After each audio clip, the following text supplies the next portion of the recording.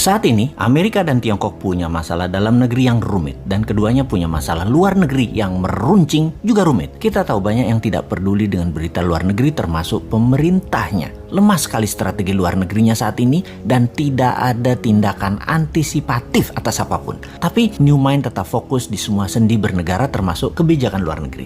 Kita bahas dan apa efeknya untuk Indonesia. Adakah ancaman resesi keuangan Amerika yang katanya punya hutang yang jatuh tempo Oktober tahun ini?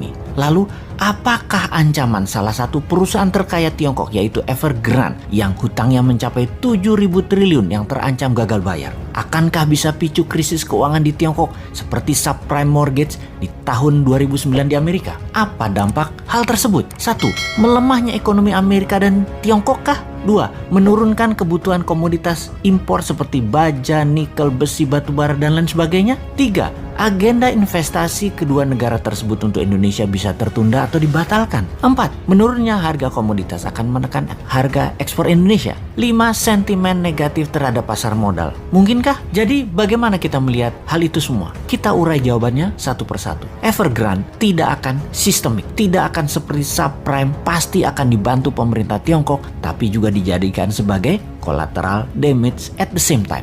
Tesis common prosperity atau sosialisme garis keras akan berlanjut dengan beberapa penyesuaian atas beberapa tesis yang tidak nyambung dengan tujuan jangka panjang Tiongkok. Salah satunya kripto yang sudah mulai dilarang di Tiongkok selain mengambil sebagian kekayaan orang kaya di Tiongkok. Capital flight sudah dan akan terus terjadi dari Tiongkok dan Hong Kong. Beneficiary-nya atau yang diuntungkan justru Singapura dan Malaysia. Ini yang di Asia Tenggara, bukan Indonesia. Di Singapura sudah sulit saat ini untuk cari Rolls Royce dan properti lux karena sudah diborong oleh orang Tiongkok dan orang Hong Kong yang hijrah. Mereka juga sudah banyak yang mendaftar untuk jadi PR atau permanent resident dan warga negara Singapura. Jadi kita detailkan untuk menjawab pertanyaan.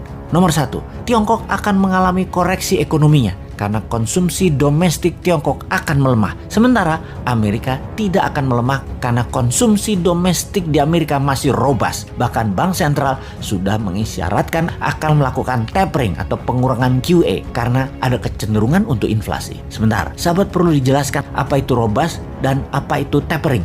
Kayaknya nggak usah ya, pasti sudah paham. Kalau buzzer pasti nggak paham.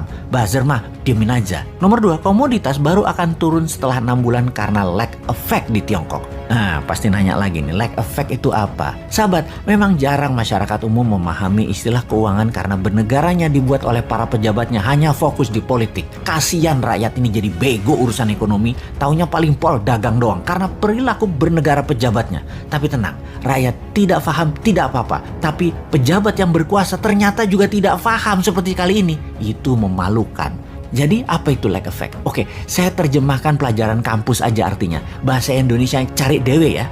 Oke, lag effect is the potential ineffectiveness in fiscal policy due to the time it takes to recognize an issue.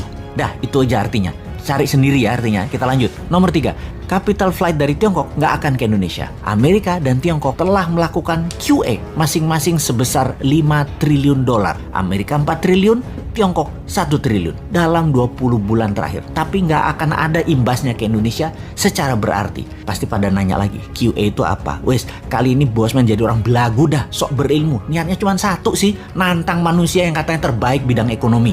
Oke, QE itu adalah quantitative easing. Terjemahan bebasnya adalah printing money. Wes, paham ya? 4, harga ekspor komoditas akan terkoreksi setelah 6 bulan dari saat ini, tapi akan bergerak hanya turun sedikit.